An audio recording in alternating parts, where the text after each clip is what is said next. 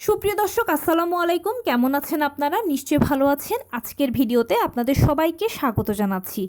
আজকে আমি আপনাদের সাথে শেয়ার করব শীতকালে গর্ভবতী মা ও গর্ভস্থ শিশুর যত্ন সম্পর্কে। তাহলে চলুন জেনে নেওয়া যাক সব কিছু।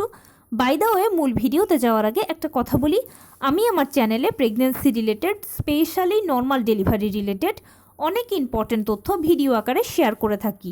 এই তথ্যগুলো আমার পার্সোনাল এক্সপেরিয়েন্স ও আমার ডক্টরের সাজেশন থেকে নেওয়া।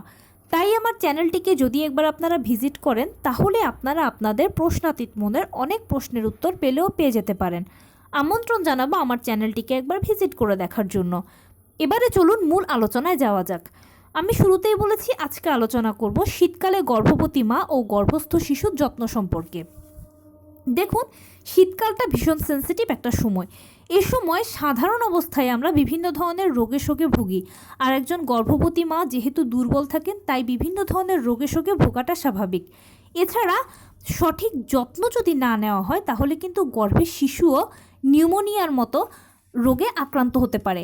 আর গর্ভাবস্থায় বাচ্চারা কিন্তু নিউমোনিয়া আক্রান্ত হওয়ার সংখ্যা অনেক বেশি। এছাড়া অনেক বাচ্চা দেখা যায় জন্মের পরে পরেও নিউমোনিয়া আক্রান্ত হয়। আর একবার যদি বাচ্চা নিউমোনিয়ায় আক্রান্ত হয়, তাহলে কিন্তু তাকে অনেক বেশি কষ্ট করতে হয়, তার পরিবারকে খুব ভোগান্তিতে পড়তে হয়। পরবর্তী কষ্টের থেকে আগের যত্ন নেওয়াটা সব থেকে বেশি ইম্পর্ট্যান্ট।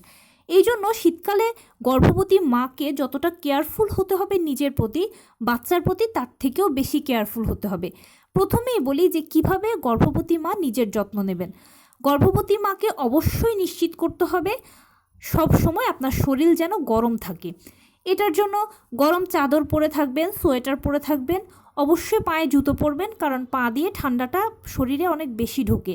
সেই সাথে নাক কান ঢেকে রাখার চেষ্টা করবেন, কেননা নাক কান দিয়ে অনেক বেশি ঠান্ডা আমাদের শরীরের ভেতরে ঢোকে আর সরাসরি বাচ্চাকে এটা প্রভাবিত করে। সেই জন্য নাক কান ঢেকে রাখার চেষ্টা করবেন।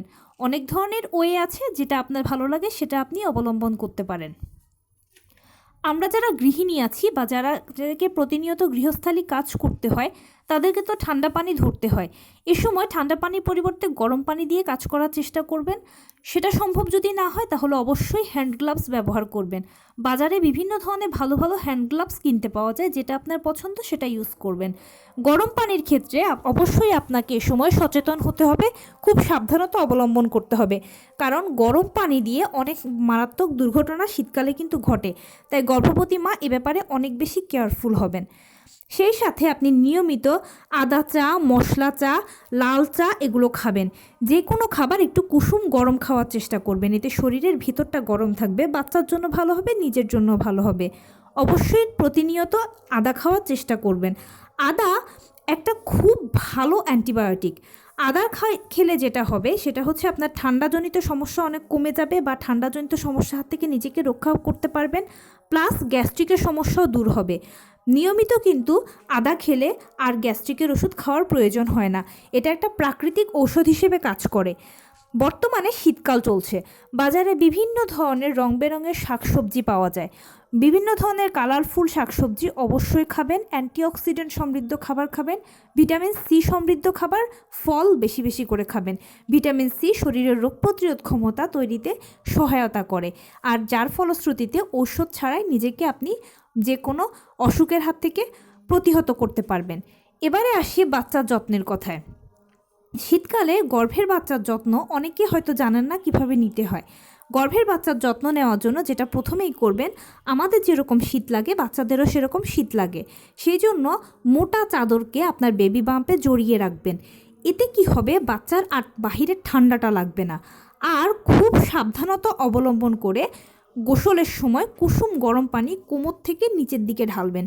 এতে দেখবেন যে বাচ্চার আরাম লাগবে ও ভেতর থেকে নড়ে চড়ে উঠবে। এভাবেই যদি টেক কেয়ার করতে পারেন, বাচ্চার টেক কেয়ার নিতে পারেন, তাহলে ইনশাল্লাহ দেখবেন আপনিও সুস্থ থাকবেন, বাচ্চাও সুস্থ থাকবে। আর যদি কোনো অসুখে আক্রান্ত হন, যেমন সর্দি কাশি, তাহলে প্লিজ ফার্মেসি থেকে বা অন্য কাউকে জিজ্ঞেস না করে ডাক্তারের সাথে যোগাযোগ করে ঔষধ সেবন করবেন। গর্ভাবস্থায় কিন্তু যত্রতত্র ঔষধ সেবন করা যায় না, আর যে কোনো ঔষধ কিন্তু সবার জন্য নয়, এক একজন গর্ভবতীর জন্য এক একটা ঔষধ। ওষুধ। তাই সবথেকে বেশি ওয়াইজ ডিসিশন হবে যদি কোনো সমস্যায় পড়েন, সর্দি হোক কাশি হোক, ডাক্তারের সাথে যোগাযোগ করে তারপরে ওষুধ সেবন করবেন। নিজের জন্য ভালো হবে, বাচ্চার জন্য ভালো হবে, এবং সব সময় গরম থাকার, বাচ্চাকে গরম রাখার চেষ্টা করবেন। তো এই ছিল আজকের ভিডিও। কেমন লাগলো বলুন? যদি ভালো লেগে থাকে ও হেল্পফুল হয়ে থাকে তাহলে প্লিজ লাইক, কমেন্ট, শেয়ার করতে একদম ভুলবেন না। আর সেই সাথে আমার চ্যানেলটিকে সাবস্ক্রাইব করার বিনীত অনুরোধ রইল। পাশে থাকা বেল আইকনটি ক্লিক করে দেবেন যেন আমি ভিডিও আপলোড করার সাথে সাথে আপনারা নোটিফিকেশান পেয়ে যান। যদি কোনো প্রশ্ন থাকে কমেন্টসে জানাবেন, আমি রিপ্লাই দেব। প্লাস যদি কোনো পরামর্শ থাকে যে কোন বিষয়ের উপরে ভিডিও বানালে আপনারা উপকৃত হবেন সেটাও জানাবেন। আমি আপনাদের পছন্দের সর্বোচ্চ প্রায়োরিটি দেব। ভালো থাকবেন, সুস্থ থাকবেন। আসসালামু আলাইকুম।